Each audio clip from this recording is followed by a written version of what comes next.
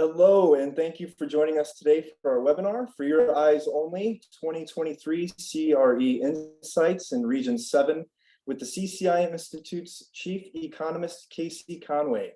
We'd like to take a moment to thank and recognize the sponsors of all the chapters in these regions. It's with their year-round support that we are able to bring you programming like this, as well as all the other exceptional events you've come to rely on. We'll begin the session promptly at 2 p.m. in about 4 minutes. Thank you.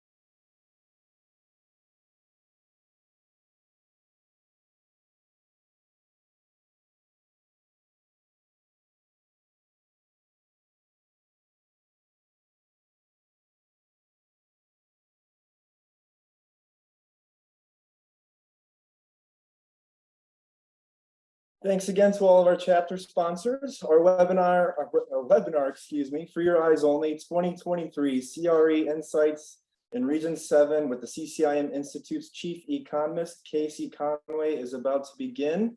We have another 2 minutes, and again, we will begin promptly at 2 p.m. Thank you.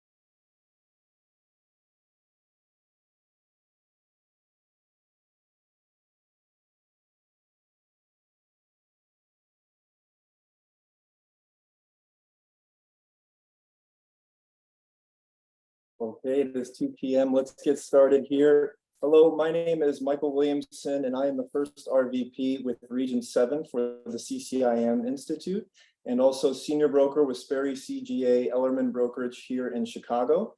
Welcome to today's webinar, For Your Eyes Only 2023 CRE Insights in Region 7. We're happy to share this webinar with everyone in the industry today. For members of the CCIM Institute, this is just one of many member benefits that are designed to help you adapt and thrive in 2023 and beyond. Joining us today is the CCIM Institute's Chief Economist, K.C. Conway, to arm you with knowledge that will help you understand where the economy is and where commercial real estate markets may be headed in Region 7 this year. Please feel free to ask questions throughout using the Q&A tab. We will be answering as many as we can at the end of the discussion.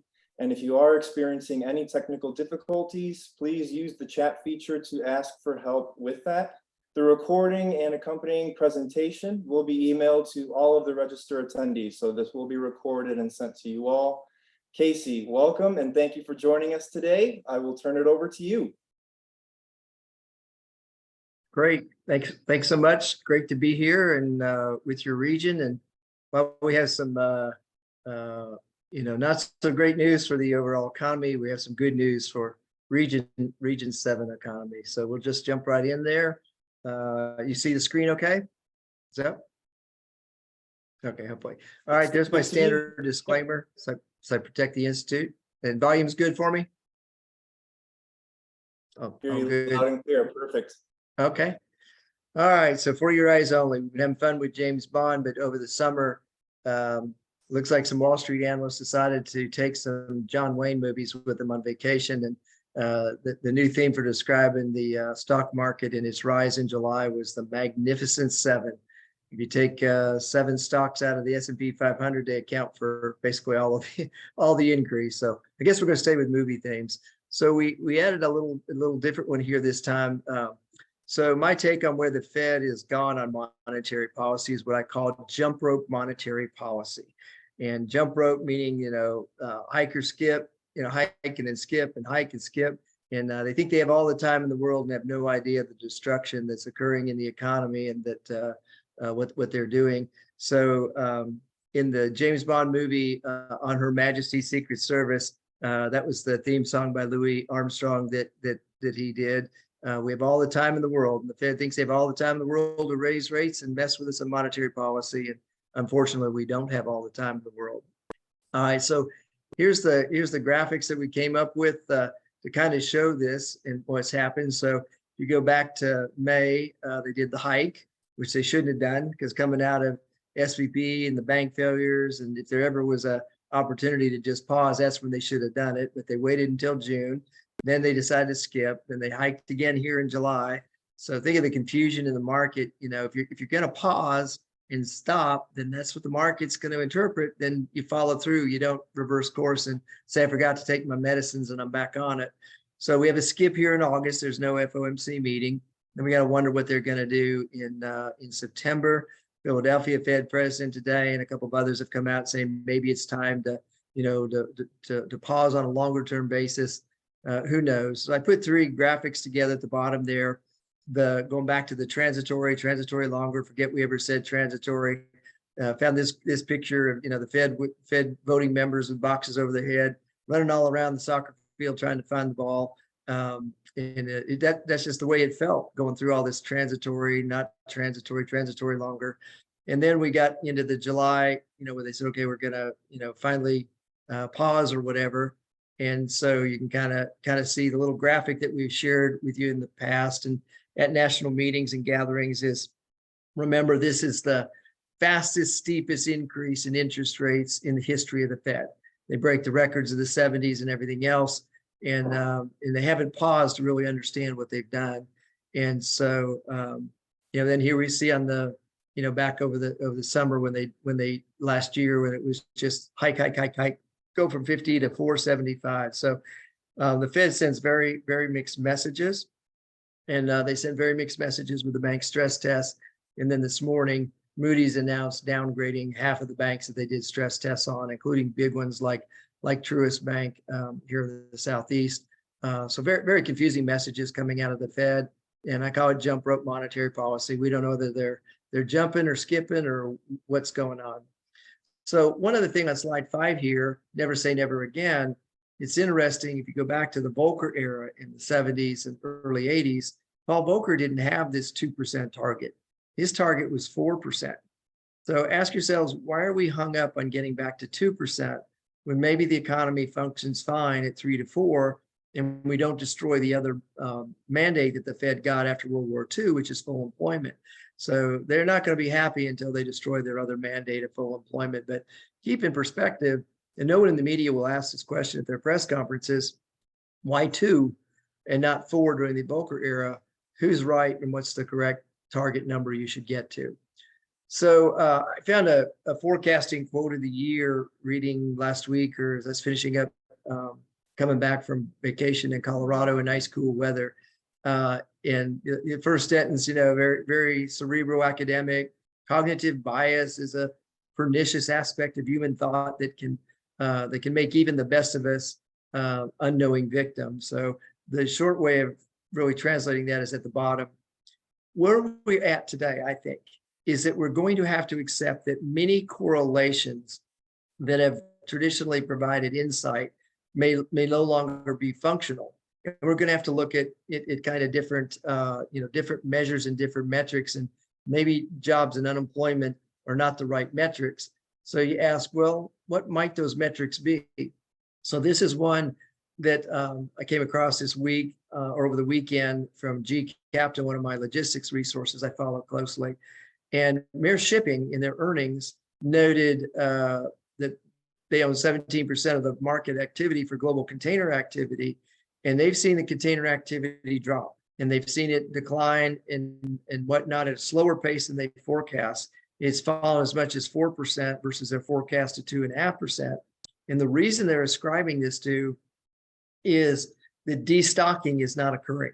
Where they thought all the retailers would be destocking over the spring and summer and getting ready to receive imports and fill the warehouses back up, they're not seeing that happen. And so that really throws cold water on this argument that the consumer spending is strong. And I've argued for quite a while that consumer spending is not growing. It's just that we're paying more, a lot more for the same stuff. So it looks like the total consumer spend dollar has gone up. We're not buying more stuff, we're paying more for that stuff.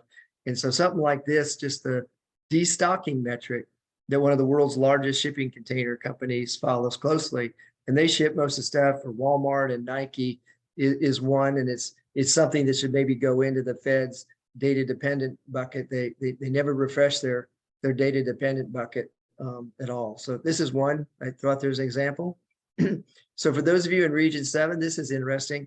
One of my favorite resources is Visual Capitalist. They're phenomenal at visualizing really great and complex data. And this one they just updated was on the our $20 trillion economy and how the GDP breaks down by state. So I stripped out about the graphic on the left there on slide 8 to kind of show the Great Lakes and most of your region there. From Michigan and Indiana and Ohio and Illinois and Wisconsin. And look at how significant a contributor that states in your region like Illinois, it ranks 5th in GDP contribution in our economy. Ohio, number 7. And collectively, your region 7 is contributing over $2.6 trillion to our $20 trillion economy. Put that in perspective, that's almost a California at 2.9 trillion. It's bigger than Texas. And it's bigger than Texas and taking some other states like Georgia and adding those together. So your region and your economies are very significant. They don't get the respect that they often should. And, they think places like Ohio and Iowa are agriculture economies and don't realize, whether it's additive manufacturing or high-skilled manufacturing or logistics and supply chain, your economies are tremendously different than where they were 20 years. And in fact, to show you how little the media gets it in this particular piece, they referred to, or it's the next piece I'll give you in U.S. News, they still refer to your region as the Rust Belt. Give me a break. I haven't used that term in probably 20 years. So the next thing on slide 9 I wanted to share with you from Visual Capitalist is the most profitable U.S. Companies. And the reason I point this out is for you and your region to know how significant your states are in terms of having some of the most profitable companies. Look at Walgreens in say Illinois, looking at neighboring to you, look at John Deere in Iowa, look at Nucor Steel, companies like that. And so this is very important and predictive to looking at what's going on in your economy. It's important for us as brokers and real estate professionals to make sure we're enlightening our clients and those that are investing in our real estate as to how significant and material your economy is. So, and I look at watching these profitable companies and their earnings to kind of forecast what's going on in your state and around the region as the influence that they have. The next one, this was done, the last one by U.S. News and World Report, which ranked the states by the number of headquarters for companies that they have. And if you'll note, you got 2, Illinois and Ohio, that are inside the top 10. But look at just generally in the Midwest, you got Illinois, Minnesota, Ohio, Wisconsin, Michigan. You've got a number of these states that have rank high and in the top 15 for major company headquarters. I point this out for two reasons. This is a double-edged sword. Having a major major company headquarter in your state is great for the economy, it's great for workforce, it's great for commercial real estate. But right now, what we're going through in office and remote work, it's a double-edged sword. And so we're seeing a lot of these corporate headquarters around the country, not just the West Coast and the Northeast, that we're really seeing the impact on office. So particularly in Illinois, think about Chicago, in Ohio, think about, what's going on in, say for Cleveland, Michigan and Detroit. Think of what is happening, in the West Coast and the Northeast in their office, their urban office, and what could potentially go on there. But I'll give you credit for the economic. It's a nice thing to have that many companies headquartered in your states and your regions. So it's very material. Hold your heads high up. You go out to Seattle, you can put all the logos on your hats, put the pins on there to remind Seattle it's not just tech companies that are driving the economy. So where am I? Slide 11 in terms of where we are in the economy. And I have to tell you, I keep getting more down and the glass having less and less water that I need to find. But I do not believe we are nearing the end of a cycle. I don't believe we're going to have a soft landing. I don't think we're going to dodge a recession. Inflation is not tamed. We'll get new CPI and PPI numbers on Thursday. Bank failures, we had major news this morning, where Moodys downgraded 10 of our largest banks and real estate concentrated banks, and basically called barbecue sauce. Those of you know me know what barbecue sauce means on the bank stress test. So within the last 30 days, we got the bank stress test where the Fed said everything's fine. The banks are all healthy. They have lots of capital. They're all in good shape. And Moodys has been connecting the dots and said, time out. It's not so good and we're downgrading, and lots of issues, whether it's deposits leaving the banks, whether it's unfunded reserves, whether it's commercial real estate. There's a host of issues that are going on there. I think our fiscal policy is a wreck. We're seeing that again. We're going to be putting on the calendar in October, right before we get out to Seattle for the governance meetings, that we have a potential another government shutdown and debt crisis. So it's not resolved from what we just had, and that was part of what was behind Fitch's downgrading. As a country, we're in a fiscal wreck. We have no plan to really rein in our fiscal issues, and then we still have all the commercial real estate to go. So I'm not singular in this opinion about where we're going with the economy. We had a great July. Hope you all enjoyed it. It's not going to be fun. When we have tough times or economically challenged times, they all seem to unravel in the fall, September and October. Those are in front of us. But BlackRock just made a call that said we're going to have a roller coaster economy. It's going to be up and down. And if you look at what happened during the Volcker Fed, it was kind of like that too. It was up and down. So on the left there on slide 12, I kind of gave my take on inflation, recession, market volatility, and Insider, which is on the right there. They finally did a really solid piece on what's going on in the economy and why we're in for this roller coaster ride, and the conflicting information on inflation and pressures in our economy and volatility. And I strongly encourage you. It's one of the best pieces I've seen written all of this year. It doesn't take a slant one way or the other. It's just trying to put it factually in perspective. So the roller coaster may be the right view. The bank stress test, I want to spend a little bit of time on that. So on June 28th, we got them. And I put this slide back in here from some stuff I've been doing to show you on the right, which were the 23 banks that underwent stress tests. So some think every bank underwent a stress test. They didn't. When I was at the Fed and we created these, it was really the largest systemic banks. There's always calls to bring this down to smaller institutions, down to 50 billion in size. But these are the big ones. You can see what ones are prominent in your state. And the conclusion really in this thing, what they do is they try to come up with a scenario on the economy that would be a real shock. And they want to see if the banks, which currently hold around 10 to 10.5% capital, whether they could withstand it and still hold 4.5% capital. Well, when we first developed these, there truly was a pass fail. And subsequent, the pass fail's gone away, but they use that terminology. And the Fed, when they released these, said everybody passed. Well, wasn't a pass fail. And number two, not everybody did pass. Capital One and Truist Bank, headquartered used to be in Atlanta at SunTrust, now Charlotte, they did not pass. They were each told they need to raise more capital. So if you need to raise more capital, how is it that you held 4.5%? So a lot of contradictions, and they didn't stress all the risks that are facing banks, like deposits leaving and uninsured deposits and repricing commercial real estate. And that's the work that Moodys just did over the past few weeks since these stress tests. And they came to the conclusion, we don't buy it, and we're downgrading the banks. So that was really quite a shock this morning to have a full contradiction of the Fed's bank stress tests. So here's why that's kind of important on slide 14. What's interesting is before the bank stress tests were released June 28th, going back to the end of April 28th, the Federal Reserve released a forensic report on the Silicon Valley Bank failure. And it was a blistering, scathing review of them and bank supervision. And this was quite severe, and it was shocking to see this kind of candor and revelation after what we went through in 2008 and 9. So these aren't my words. These are the Fed's words in their own report. Look in the middle there in the two red arrows on slide 14. Supervisors did not fully appreciate the extent of the vulnerabilities as Silicon Valley Bank grew in size and complexity. How in the world can we fail on that fundamental after 2008 and 9? It goes on to say that when the supervisors finally did identify the vulnerabilities, they did not take sufficient steps to ensure that Silicon Valley Bank fixed those problems quickly enough.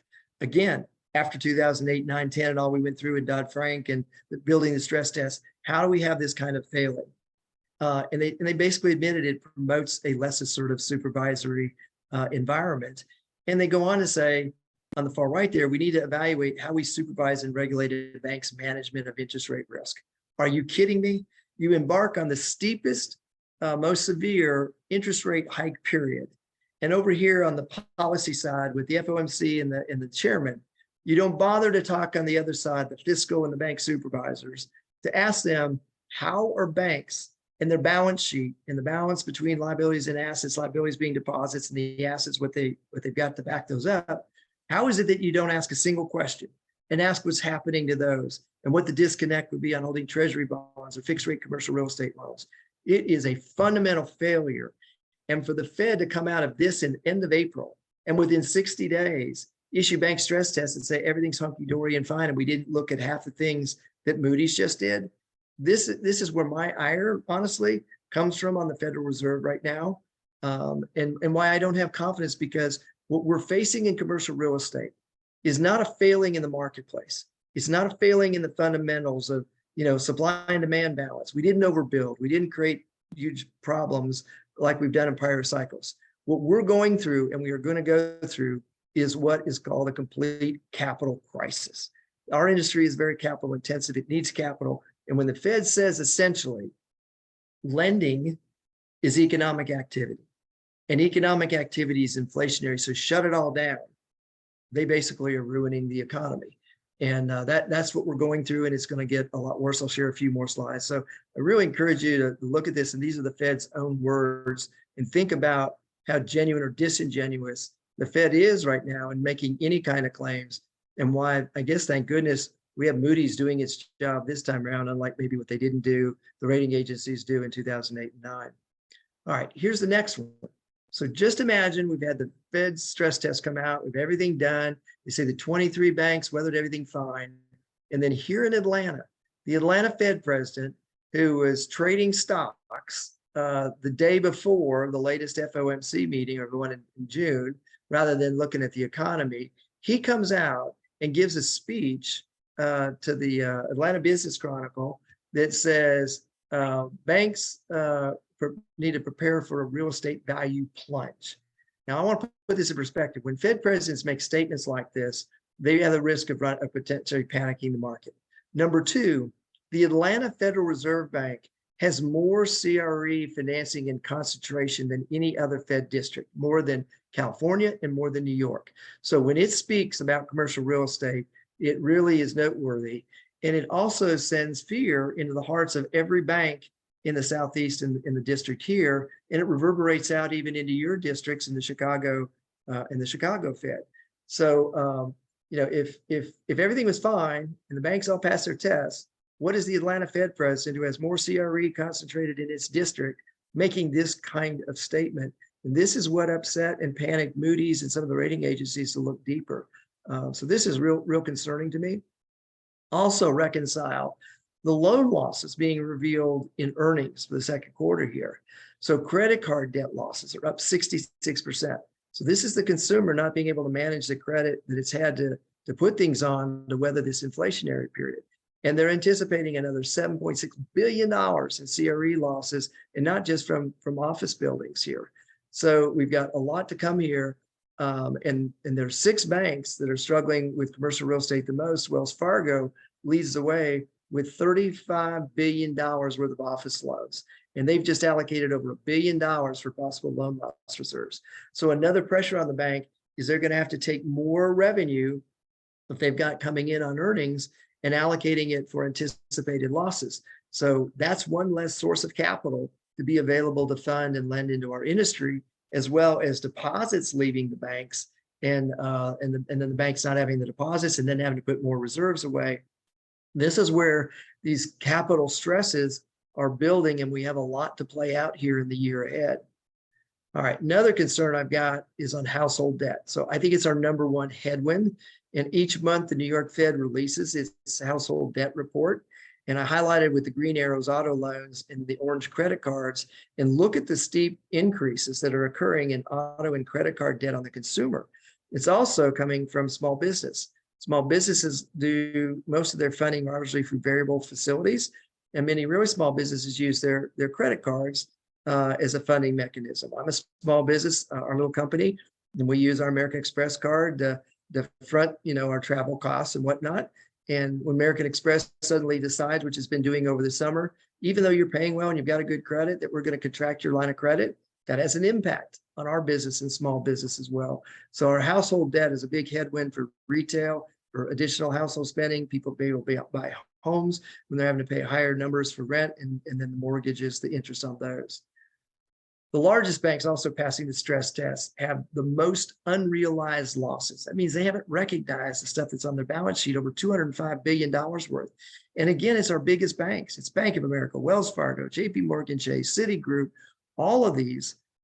And Bank of America is in the worst shape by a significant margin, with almost half of that number of unrealized losses that we have in our banking system. Almost half, $100 billion, sits in Bank of America.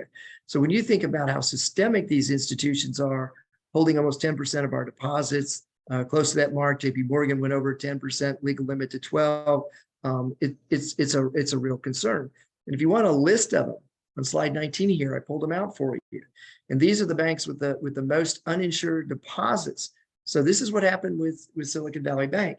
If you have more than $250,000 in deposit at your bank, you're uninsured, unless you use the CDARS program, CDARS. That's a Certificate of Deposit Account Registry System managed by the FDIC, which will take your deposits that are over 250, and they'll participate and spread them around among up to 3,000 participating banks. Silicon Valley Bank didn't do that. The San Francisco Fed didn't enforce or make them do that. And they're not making our large banks do it. So we're potentially facing bigger losses at the FDIC if one of these systemic banks fails. But look at JP Morgan, number one, followed by Bank of America. Look at Truist Bank, the 6th largest here in the Southeast. Look at, out in California, First Republic Bank. So look at it, when it failed, it was number 13. We've got 12 banks that have a worse situation than First Republic in terms of uninsured deposits. Fifth Third Bank, which is important to you guys, Huntington Bank into your region, Northern Trust Company. And all it takes is 1 or 2 social media messages about a problem or a risk, or like Moodys, what they did this morning on the downgrades of some of these banks. And it sets panic in depositors if they move these deposits. The next thing you do is you have a run on the bank. So these are those type issues that are going on in the bank background that affect us in our industry, that the developer, the investor, didn't have any culpability in at all. So we need to keep an eye on a lot more related to banking and capital than we've ever done, at least in a decade or more. All right, this is another one that's happening, is a real concern, and it's bank deposit flight. And so as bank deposits leave, that's what's there. It's called a liability because you got to be available to pay it back on demand. But if those deposits aren't there and they shrink, the bank has less capital to lend. And so look at the dollars that we've seen, over 262 billion flee these top, JP Morgan, Wells Fargo, B of A, Citigroup in just the last year. An American banker reported or released a piece this week on banks that are usually hungry for growth, that they're now looking to shrink. So we used to think about banks as growing and think about de novo banks, startup banks. And, before 2008 and 2009, we were creating banks like crazy, and the profitability, that's all gone. Look at the PacWest merger with California Bank. You had a little bitty bank taking over a much bigger bank, PacWest, because no community or larger bank was willing to take on the problems in the CRE that was in PacWest. So we're seeing the Fed try to prearrange bank mergers rather than to have an inflamed story or an amplified story about bank failures. And so we're going to see our banks shrink. And as they shrink and have less capital to lend, that affects our CRE industry. So hopefully we begin to get a picture here. The capital situation is really dire. And the entity that controls this is the Fed, and they're not going to be there to help us out anytime soon. The other thing that's happening is what banks are having to pay on CDs to pay for those deposits. So we just saw the highest CD rate offered in probably 20, 25 years at a credit union at over 7%, almost 7.2%. We're now seeing pretty typical 5.5 plus being paid on CDs or deposits. Now think about what banks have on their balance sheet to pay that 5.5 or 7%. They have fixed rate or commercial real estate loans that are paying like 4 or maybe 5, but sure not 5.5, 6, or 7. So when banks are taking in deposits, they're promising to pay out more than they have being paid back to them. So this is a very broken bank model that's unsustainable. And the community banks are doing it more severe than the large banks because they're trying to raise capital quicker because of their CRE concentration problems. So we face over the next 6 to 12 months this whole business model where you got to pay more for deposits than you can make on those deposits, really coming home to roost. And where it comes home to roost is the ratio that's important in banks that predicts their profitability is called NIM, N-I-M, net interest margin. And NIM used to be, they pay us barely 1%. They lend, at 300 to 400 basis points higher, and they made a lot of money just on the spread. That's all gone. So think about the overhead in the bank and the challenges on technology and all the stuff and more reserve allowances and all that. Where is the profitability in the bank model? And that's another data point that the Fed is not connecting. They've broken the traditional bank model and have no new plan for how to replace the profitability in banks. So what that means, a lot more consolidation, a lot more shrinkage in the banking industry. The other thing that's happening is what is a new term that's floating out there called ZESB, zombie eating super banks. So what's the poster child? It's JP Morgan. They were given the sweetheart deal to take over First Republic. None of the others allowed to have at least until Monday to make a bid. The next in line, because JP Morgan now holds over 12% of all deposits in America, and the legislative rule was 10, but the FDIC and the Fed made an exception for JP Morgan, is someone like PNC. So you guys have some zombie eating super banks in your region that may be gobbling up others, maybe a wounded Southeast regional bank that they come down and take. So we have this ahead of us in the consolidation. And so this is a book I've talked about during the year that really says, if you doubt what I'm saying about the Fed, here's a great book. I've read it 2 or 3 times. I recommend reading. I know the author. We spent a good bit of time. The only drawback is in the 300 something pages, it has no pictures or graphics. So it's really hard to read, where that I can't have 2 pages without a graphic or a picture. But it's called The Lords of Easy Money, How the Federal Reserve Broke the American Economy. And it's a quick read. Everything I've talked about, they amplify and bring out before Silicon Valley Bank and all this other stuff. All right, so let's talk a little bit more about the economy. Let's look at GDP. So everybody thinks GDP is great. We're over 2%. What's the problem? Look back, on the chart on the left there to the first half of last year.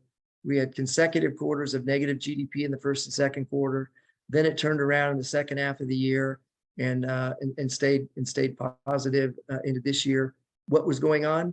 The federal government said we're going to tap the Strategic Petroleum Reserve, and the SPR releases were accretive to GDP. They added to it, and so we wiped out negative quarters of GDP. But we're seeing the headwinds right now with banks and contracting lending activity. The NFIB, National Federation of Independent Businesses and Retail Federation, came out this morning with their latest report and basically saying we're in recession. We're crushing the small business banks. That capital is their biggest issue. They can't grow. They can't fund inventories. They can't even sustain inflation with where things are. Look at the graphic here on the right that looks at by color shades. The orange is consumer spending. Look at where it was, a year and a half ago as we reopened compared to where we are in this latest quarter. So when everybody talks about GDP is great, it's growing, 2% GDP is not a lot. And when it's consumer spending in non-residential investments or not housing or any of that type of stuff, the pink colored, that's not good. So I'm not in the camp that we're doing that at all. We need to be having more exports, which are accretive to our GDP. Imports detract. And so we just saw our balance of trade go back up because we're importing more than we're able to export and manufacture. So I'm not a real big cheerleader of where we're headed on GDP. Inflation. So Thursday, we'll get new CPI and PPI numbers. Here's the June numbers, and we'll get the July numbers. And if you remember last month and in the release, they said, oh, we've tamed inflation. Year over year, it's only 3%. What I want you to do when you see these numbers, we have got to dig deeper into these data releases to read the footnotes and peel back the onion and see what's going to stink or make us cry. And so this is a chart on the left that is in there that you can open up as an interactive chart in the CPI release data. And I put the link down there so you can get to it real easy. And you can click on any of those items like food at home or energy or new vehicles, and it'll put the line and what they're doing. So there's 13 subcategories. So I'm over on the right of slide 25.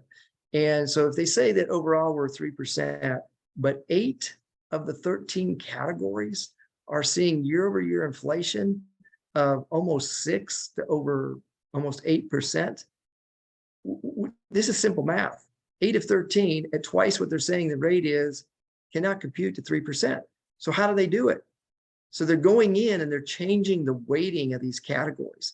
So where shelter might have been 40 or 45%, they've just lowered it to 20 or 25%. So they're lowering the weighting of the things that are contributing to inflation that you and I know: shelter, apartment rents, homes, food. Look at back to school. If any of you have kids that have gone back, believe it or not, we went back to school August 2nd here in Atlanta. I think we need to fire all the school districts. Kids should not be in school in August. When I was a kid, Labor Day to Memorial Day, we need to get back there. Look at shelter, services, electricity. Those of us dealing with the hot areas of the country right now are seeing astronomical electricity. And then look at wages. I'm going to share with you a minute where wages are really going. So super core, I call super core, the food, the shelter, the services, and the wages, those are all running double what this number is. So take it apart on Thursday when these numbers come out. So here's where wages is. So I look at ADP, and ADP is processing all the payrolls. And what ADP told us in the last 2 jobs reports is that if you change a job, you're getting on average a 12% wage increase. And if you stay put, you can almost count on requesting a 6%.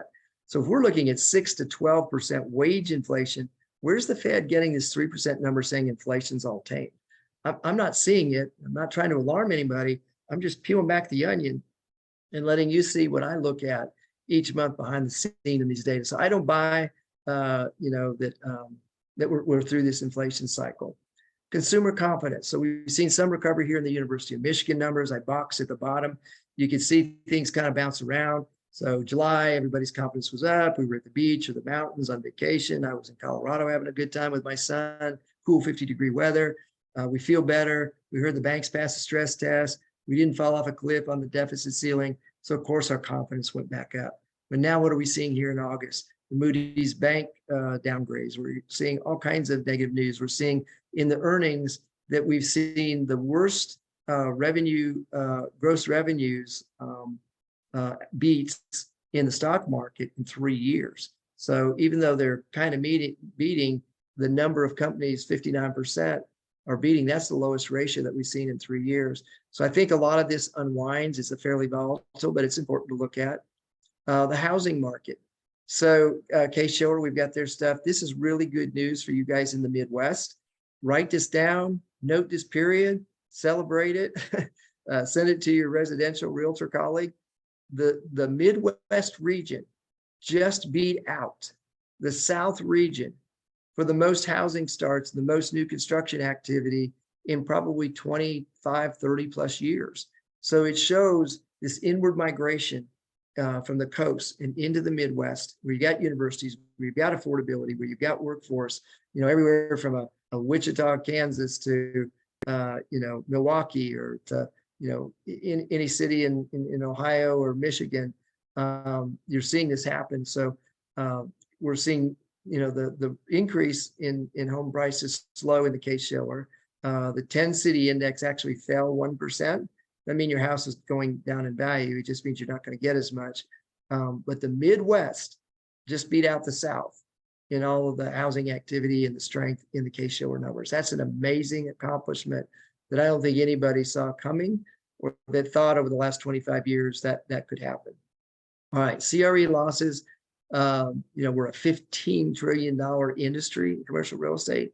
1.5 trillion of that has to refinance over the next 12 to 18 months. And on the bank side, to basically redo this, or our CMBS market is shut down about 80% this year. In 2009, it went to zero, shut down. I was there at the New York Fed, and we had to spend a year to figure out how to get it restarted.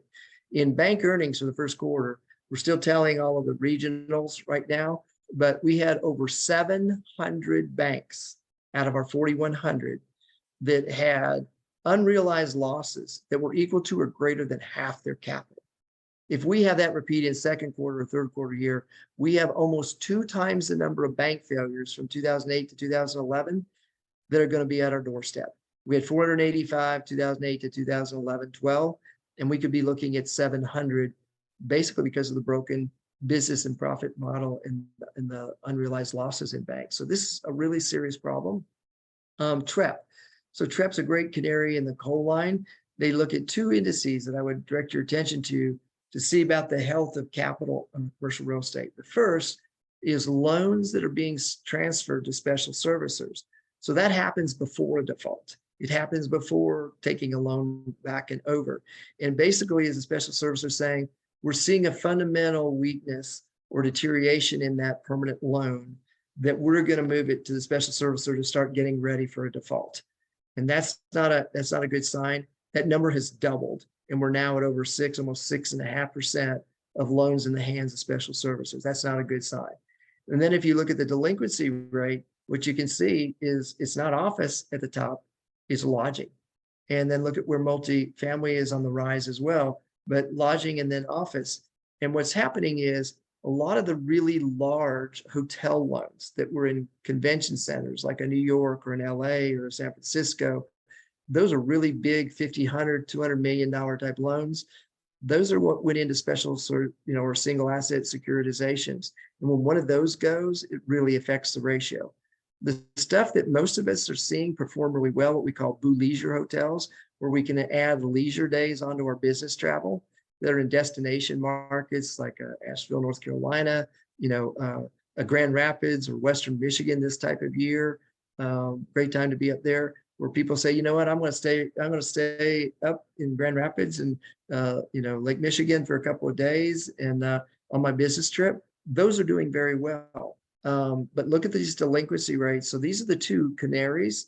One is transfers to special servicer before it blows up, and then 2, the delinquencies right before the default. We're seeing all of those categories rise pretty rapidly here. So what that means for CRE values is we're in the correction phase. We know it started a year ago when we saw expenses rising more than rent growth. So we saw the NOI erode. Now we're seeing the repricing. The cap rates move from the 4 to 5, maybe 6% range to the above 6 to 8% range. And when you have that kind of cap rate increase, you lose 25 to 40% of the value. That's what's ahead of us. We've seen it most pronounced in office, and not just the West Coast. We're seeing it even here in markets like Atlanta. We just had an iconic building in Buckhead, Atlanta, Tower Place. It was an iconic building when I came to Atlanta in the early to mid 80s, and it just was taken over and given back in a very good market. So the other one I would tell you to look at as a predictor of where we're going on real estate values is look at REIT prices. So go back to 2014 and look at REITs were at the top of the heap, producing 22.8% returns. Then by 2017, right, they had come back down to the respectful 8.6 to 9% range. Then look at 2021, when we saw the reopening, they went back up. Everybody was thinking REITs were going to do really well. And then look at where we are here in 2023. We're basically at zero or negative territory. And then on the right is the 10-year return. So the 10-year average has been about 4.3%. What's happening in REITs is very predictive to what's happening in our commercial real estate market and the values. And those that are highly leveraged are going to have bigger problems. And I'll share one with you on that in just a minute here, even in an industrial property type. CMBS issuance, we're off 70 to 80%. It was 80%, a month ago. The latest numbers are showing down to about 70%. We're on the same trajectory that happened in 2009, to that late 2008 and 2009 when CMBS completely shut down. We cannot function in our industry without a viable, permanent commercial real estate market, because then how do the banks offload what they need to load with maturing construction loans, reload the liquidity in their pipeline to do new construction lending? So it's kind of like turning the spigot off at the faucet. Water will dribble and run out for a little while, and then it shut off. And it's very hard to reprime that hose when you turn the spigot back on. CRE values. So this is a deal that occurred that I had many people say, hey, look at KCC, 4% cap rates are still here. So Prologis bought 70 buildings, and they did this from Blackstone. And we need to understand what happened here. So the first thing is Blackstone is under pressure for redemptions. They have a lot of people trying to redeem their capital and their investments, and they need to provide it to keep their reputation. And the only thing that they can do to make those redemptions is to sell the good stuff. So good industrial. Prologis is sitting on mountains of cash. Their properties and their assets are performing well. They got record cash flows coming in. They need to put that cash to work. So they said, we don't even mind paying up a little bit and paying an aggressive cap rate because we got to put this capital to work. So this was a 4% cap rate, and the portfolio traded at over right about $220 a square foot. This is not the industrial market. This is an anomaly. Don't misinterpret this transaction that we're still at 4% cap rates in industrial. Where we're at in industrial is small sizing. So tenants are telling the developers and the merchant developers, I don't want another 500,000 square foot building. I need 150 to 300,000 square feet. I'm worried about the economy. I'm worried about whether we're going into recession. Put me into a smaller building to just meet my needs, but put me in a location and a property that can be expanded. So if I need another 50 or 100 or 200,000 square feet, you can add on or add more space in the existing park that I'm in. So even in industrial, we're seeing this shrink it rather than biggie size it. What is working in industrial? The other one is the ports. So you guys, people forget that the Great Lakes is America's fourth coast. A lot of important ports in transition, but this is a deal that just occurred in Savannah, Georgia, MetLife. So I put these things in here for what is working so you can identify who's the capital source behind it, who are the players. So a MetLife is getting involved and they're investing, but they're cherry picking. They want a new building. They want it in a port market. And they want small size, not biggie size. This one was just over 200,000 square feet. So when you're thinking about industrial, those of you who are doing it, this is a good example of what's working. And what I read every night to try to bring me out of my depression is Connect CRE. I get no kickbacks. I don't get paid by them. I'm not on their advisory board. But all they do each week is report on deals that are getting done, who the parties are, where the capital source is. And that's what we need to be reading and digesting today to help our clients and even our own selves, is know who's active, like a MetLife. They're one of the pension and life companies that's getting back active. What are they buying? What property type? What size? And where? What's the profile? And so this is what's working in industrial is another example. All right. What's not working in industrial and is a bellwether for our entire economy. So each quarter I look at one or two earnings reports that really tell me what's a bellwether of what's going on. So ILPT is an industrial REIT. They're a good REIT. They bought our Monmouth REIT a year and a half ago when we were caught up in an activist hostile takeover. They paid all cash, spent all their cash. They had to cut their dividend instead of doing a stock sale. And then to try to rebalance things, they took on a very large variable rate CMBS loan. Fast forward to the days, they're trying to fix all of those kind of faux pas. And they're at 99% occupancy. They're experiencing 20 to 30% rent increases for every space that turns over. So operationally, they're hitting home runs. they're batting well above 300, try 400 or 500, but they missed on revenues. Why did they miss on revenues? Because this variable rate interest loan that they've got is sucking up every bit of good they're doing operationally. They can't make progress. So the only option is to try to shrink, to sell assets. You know what the problem is?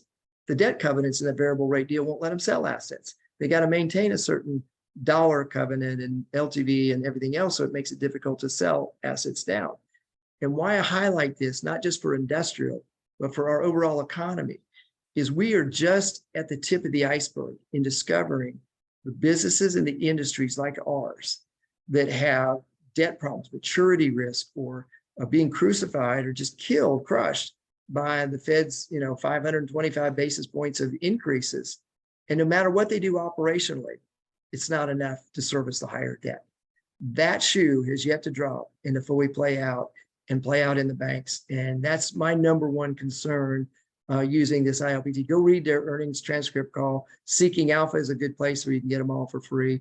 But this one is a bellwether. Multifamily. So you guys will like this. Chicago is in the top 5 in multifamily absorption. And look at the bottom down there in terms of the places that are seeing the most rent increase and whatnot. But the problem is it's still not enough to grow and improve the value. So again, operationally, you're getting good absorption and good occupancy, but it's not enough to offset higher debt service costs and expenses. So here's the rent growth. This is awesome by the Midwest region. So go down there to the bottom, number 2 point. Year over year rent growth tops 2% in only 15 of the nation's 50 largest markets. And of those 15, all but 3 are located in the Midwest. So when you think about headquarters, when you think about GDP contribution, when you think about performance in multifamily, performance industrial, your region in the Midwest are really doing well and almost outperforming even the South region, which is been traditionally thought to be the bellwether leader. It's the Midwest region for a lot of reasons. Office, won't talk a lot about it. It's systemic. We just had a big one go here in Atlanta. We see the pieces on it all the time. This is one of the best pieces I've read all summer on office, and it's not just the US, but globally. It was done by McKinsey. Empty spaces and hybrid places. I posted it on our LinkedIn page. The pandemic's lasting impact on real estate. Those of you that are involved with office or trying to help clients, this is a must read from over the summer. Very, very well done. A lot of great perspectives in this. The one that gets the Idiot Barbecue Sauce Award for the year is PG&E out of California, the Pacific Gas and Electric. They built a new headquarters building about 3 years ago. They were leasing it. They had an option to purchase it. They decided to exercise the option at almost $1,000 per square foot. Are you kidding me? Did these idiots not read anything about what's going on and try to renegotiate or just keep leasing? Wells Fargo mentioned that they just sold and had 2 buildings right down the road from them that they sold really nice stuff at 120 to 130 square foot. So they're, again, like that Prologis Blackstone deal, this California Pacific Gas and Electric is not the typical of what's going on. This gets the Barbecue Sauce Idiot Award for the year. What's working in retail? Anything with a grocery store. Life companies, credit unions, pension funds, you name it, will buy stuff with a grocery store in it right now. So grocery is working very well. I'll give you another retail example if you're looking for one because they're expanding stores. They have a good business model, great earnings. It's Tractor Supply. And they're big in the Midwest region and in the Region 7. They've got over 2,500 stores. They're typically just a 15 to 20,000 square foot store. So they can go into an old grocery store. They can go into an old big box that's closed. They'd be a good fit for a empty Bed Bath & Beyond, but there's already 5 bids for every one of those out there. So Tractor Supply, if you're looking for something in your region, this is a retailer doing really well that's expanding. Go look at their earnings.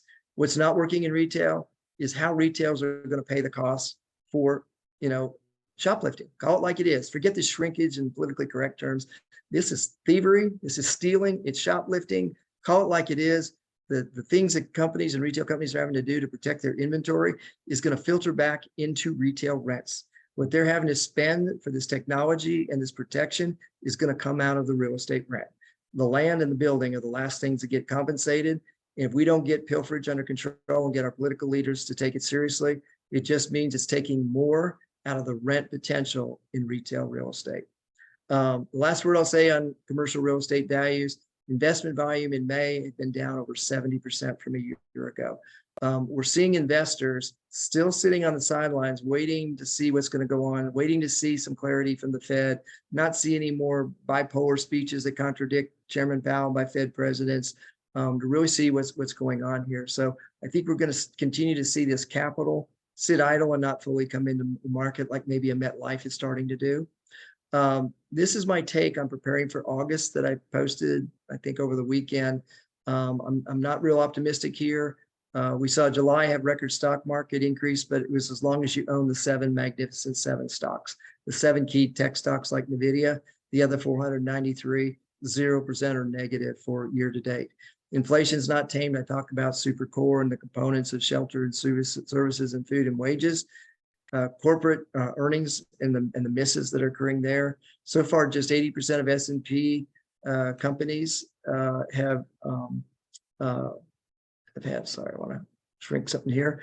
Firms have beaten their Q2 consensus, and only 59% of firms have beaten on the top line revenue. If you don't beat on top line revenue, it doesn't filter down to the earning per share. Eventually, those margins get eaten up. I think we really need to hunker down for a tough second half of the year. The Fed meetings that we're going to have, we won't have one in November, but we will have September, October, and December. They're in this jump skip. They don't know what they're really doing. I think our third quarter and fourth quarter earnings get real challenging. So I'll conclude here and see if we have some time for some questions. I was fortunate. I grew up in Colorado, took my son, Luke, he's great, just turned 13 while we were out there.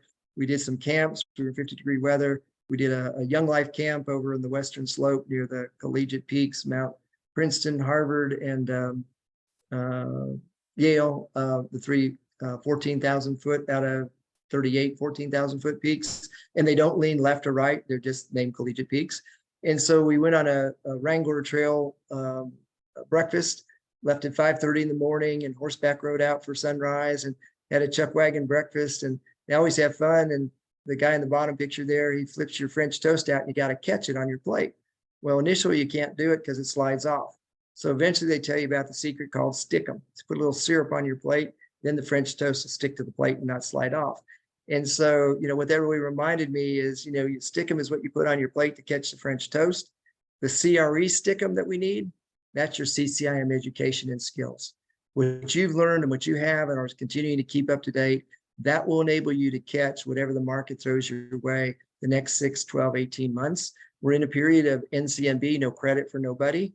We're in higher interest rates for a longer period, probably 2 or 3 years. Remote work being to office values, what e-commerce was to big box retail. We face a lot of headwinds, and it's CCIM education that's going to enable us to continue to rise to the top, help clients, help investors really sort through and make decisions on that. 2 last things I want to put out. We have 2 more of these regional webinars. We have Region 9 here in the Southeast, Alabama, Georgia, the Carolinas. We have Region 10 and 11, Pennsylvania, New Jersey, Connecticut, and New England.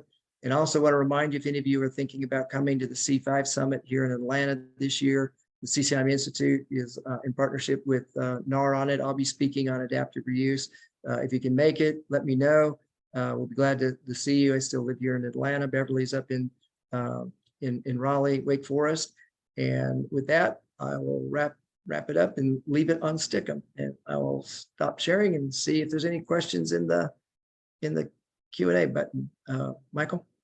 All righty. Thank you so much, K.C. I look forward to seeing you in Atlanta and joining you on a couple of those other regional webinars.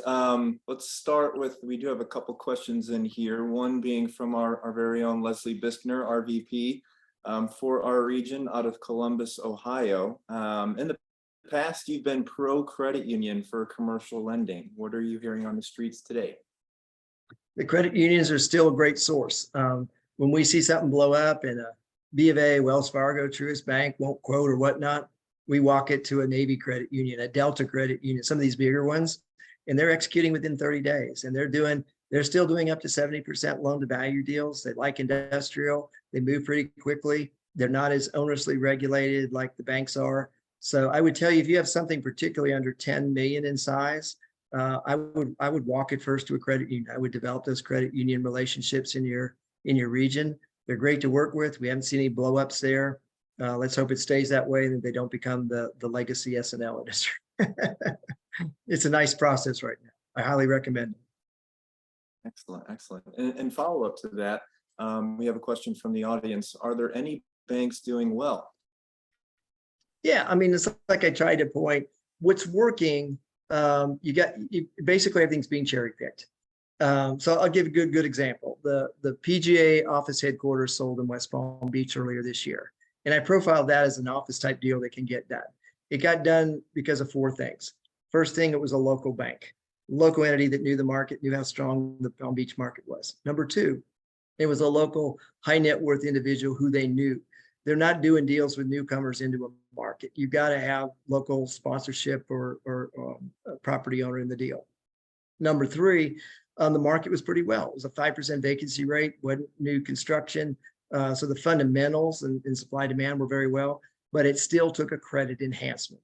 The bank made the buyer go back to PGA and offer a credit enhancement of guaranteeing the rent for 2 years. So they knew they had at least 2 years here to hopefully get through whatever the Fed's going to do on interest rates. So that's an example of how we have to think. And that's a skill set of CCIMs. We see these different things. We go to meetings, we interact with people. The reason I read Connect CRE is to find out, how did the deal get done? Who did it? And so, you can get, in particularly suburban office done. I'd say Midwest and Southern markets are pretty well, particularly the secondary markets are working well. Retail, suburban retail, adaptive reuse retail are working. Look at Bed Bath & Beyond. With its bankruptcy, they ended up with an average of 5 bids for every Bed Bath & Beyond lease or building they were disposing of, because they're all under 30,000 square feet. They're all in great retail locations with traffic, so they can work and be done. The Boo Leisure Hotel, the non-convention center hotel stuff, where you can add on leisure, I use Western Michigan as an example. I love Grand Rapids, except for in February.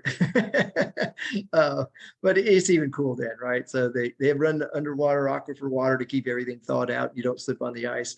Let's see, industrial, but it's all smaller. Nobody wants to do a big 500,000. Nobody wants to do spec.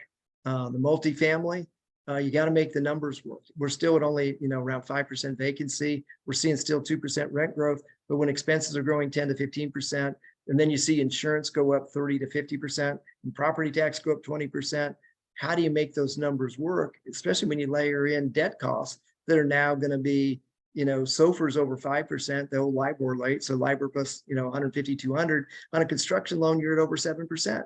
How do you make those numbers work? So it's going to take new capital coming in, and then really refining these numbers and really working with property management.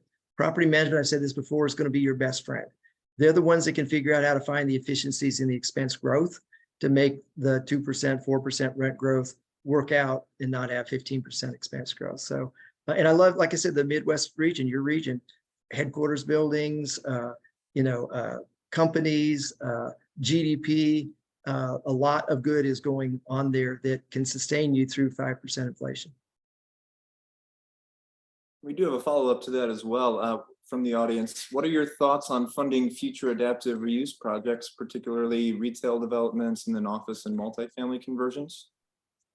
So come to the C5 Summit. I'm leading a panel on just that. I've got the finance guy from a banker that did a lot of it. And they basically said, bring about 75% equity to the table.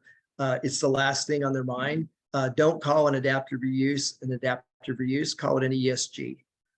There's different funds and different institutions, life companies and banks that get a subsidy and a credit that can enable them to bring that rate down, kind of buy it down.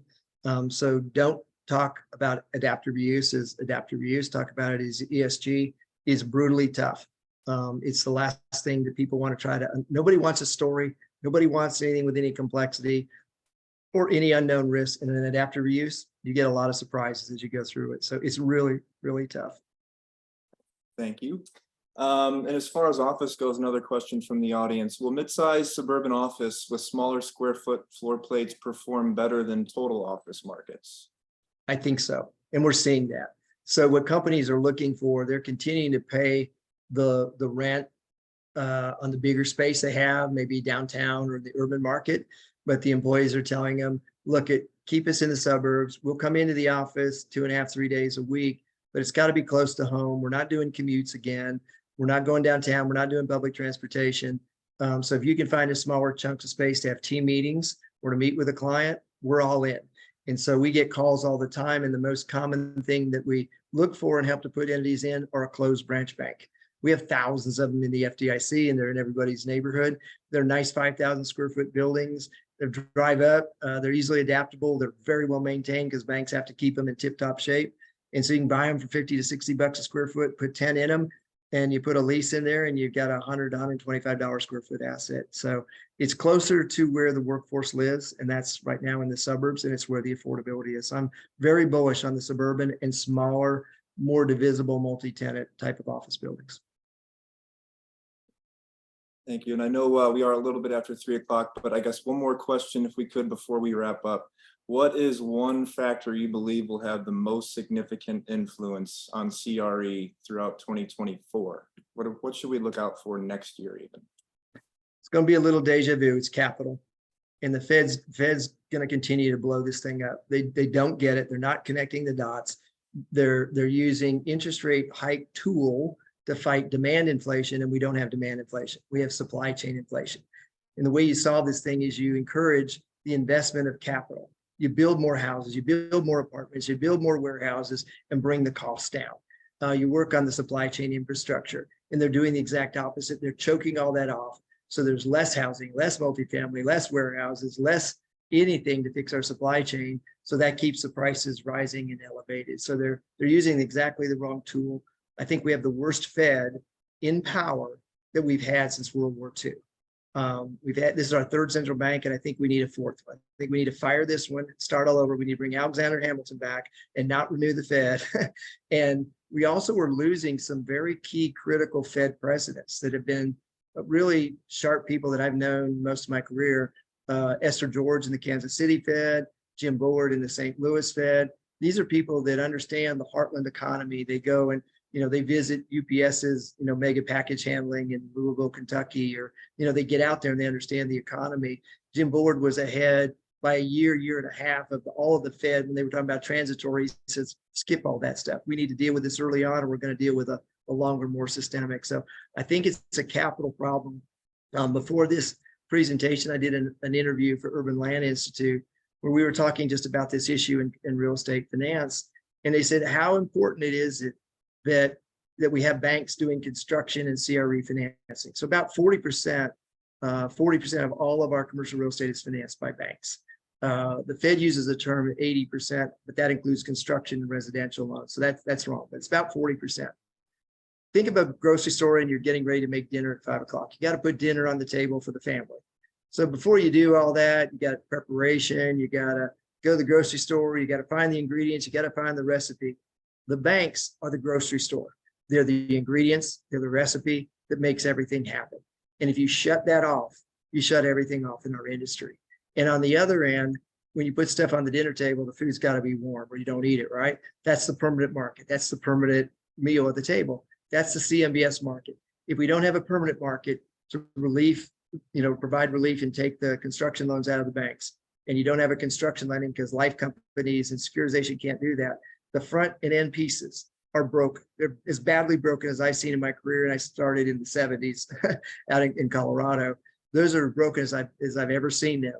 And without those two pieces, we have a really challenged industry. We are a capital intensive industry, and we need all the sources and spectrum of debt, from a construction to a mini perm to value enhanced to the GSEs.